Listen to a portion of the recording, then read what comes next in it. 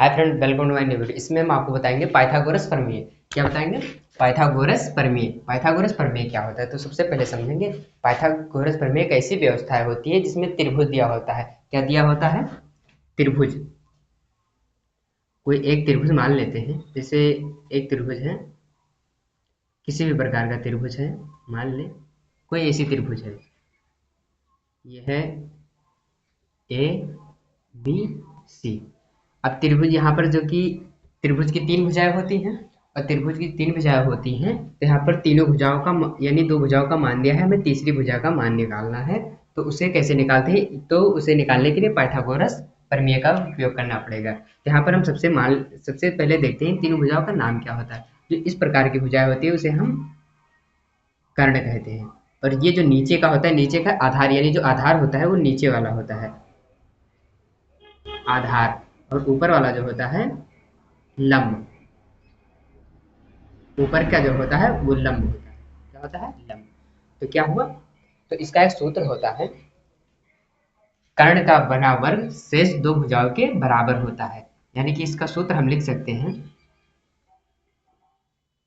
कर्ण का बना वर्ग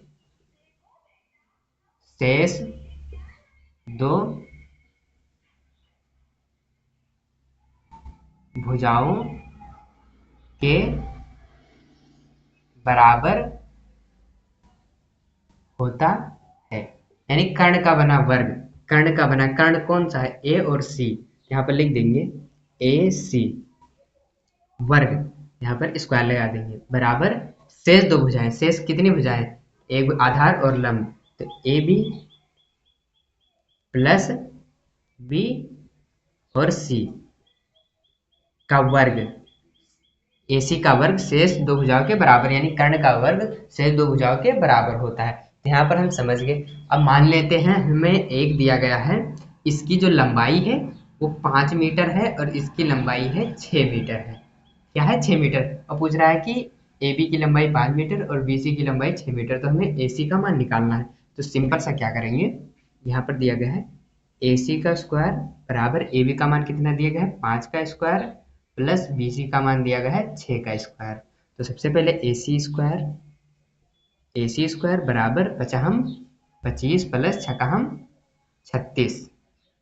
तो ए सी स्क्वायर बराबर हो जाएगा 11 के 1 और 3 2 5, इसलिए 6, 61। तो यानी ए सी बराबर हमारा हो जाएगा अंडर रूट 61।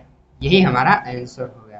क्या हो गया? आंसर। इसका मान हो जाएगा अंडर रूट 61। यानी कि 25 और 36 बराबर क्या होता है? 6 5 11, 11 के 1 और 3 2 5, इसलिए 6। यही हमारा आंसर होगा। आई होप आप लोग समझ गए हो। तो वीडियो को लाइक कर, चैनल को सब्सक्राइब कर दीजिए। लाते ही रहेंगे ऐसे वीडियो जो कि आपको